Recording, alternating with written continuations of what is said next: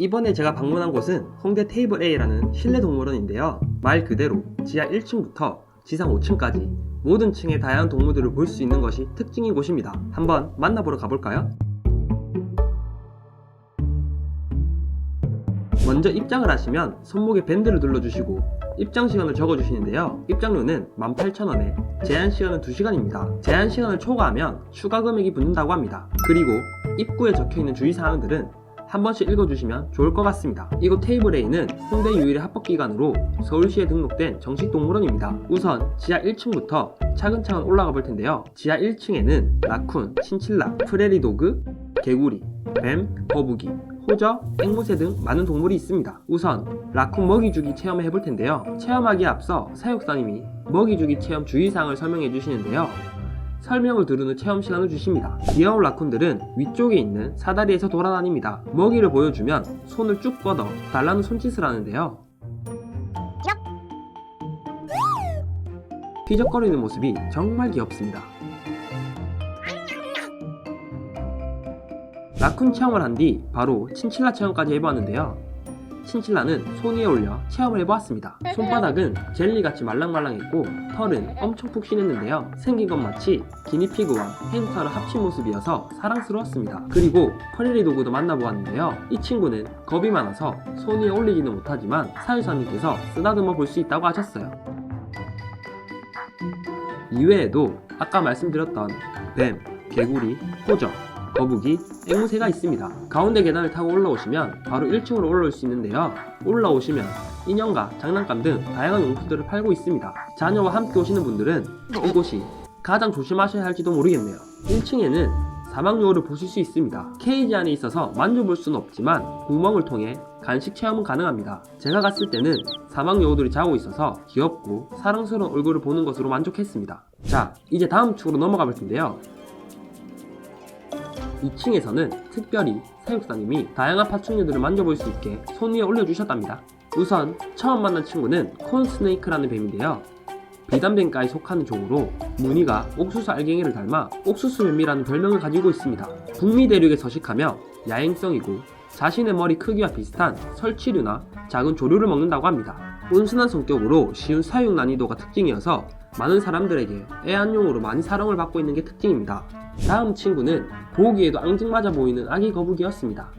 이 친구는 체리헤드레드 부죽지거북이라는 이름으로 거북목, 땅거북과에 속하는 육지거북입니다. 붉은 빛을 띠는 머리와 다리에 붉은 반점 때문에 체리헤드레드 풋이라는 이름을 지니게 되었는데요. 파나마, 콜롬비아, 파라과이 등 남미 지역에서 서식을 합니다. 잡식성으로 평균 수명은 50년이고 몸 길이는 45cm, 몸무게는 10kg까지 나간다고 합니다. 진짜 너무 작아서 어쩔 줄 모르겠더라고요. 와, 엄청 큰 왕도마뱀이 나타났습니다. 이 친구는 아르헨티나 흑백태구로 가장 큰 특징이 지능이 높다는 것인데요. 주인을 알아보고 하네스를 메고 산책을 할 수 있고 심지어 배변 훈련도 가능하다는데요. 기회가 있으면 꼭 한번 키워보고 싶은 친구입니다. 아르헨티나가 주 서식지지만 브라질, 파라과이, 볼리비아 등 여러 곳에서 서식을 합니다. 먹이는 알이나 작은 새, 물고기, 개구리 등을 먹고 아르마딜로 같은 자신보다 더 큰 먹이를 사냥해 먹는다고 합니다. 평균 수명은 20년 정도이며 몸 길이는 1에서 1.5m, 몸무게는 2kg까지 나간다고 합니다. 작은 도마뱀도 체험해봐야겠죠? 이번 도마뱀은 네오파드 게코 도마뱀인데요. 아르헨티나 흑백태거랑 비교하면 차이가 엄청나죠? 표본 도마뱀 부치 속 도마뱀 부치의 일종입니다. 파충류 집사들 사이에서는 네오파드 게코라고 부르며 표본 도마뱀 부치라고 부르는 사람은 거의 없다고 합니다.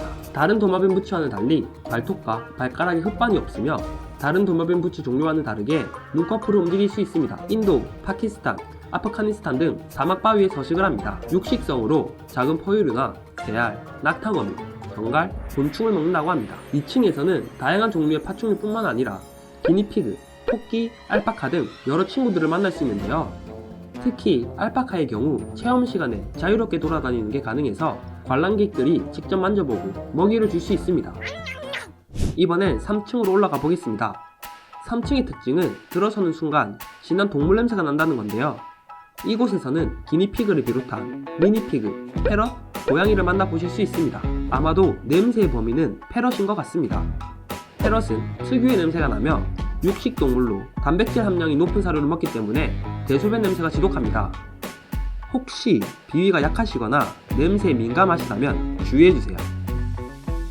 다음 층은 4층이 아닌 5층으로 바로 이어지는데요.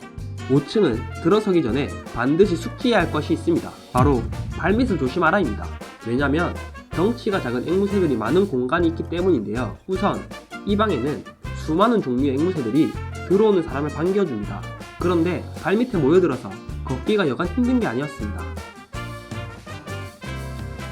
그리고 유기니아 앵무와 왕관 앵무새를 체험할 수 있는 시간이 있는데요. 체험 전 주의사항과 설명을 해주십니다. 체험은 손 위에 올려보기, 먹이 주기가 가능합니다. 지금 이 친구는 누구일까요?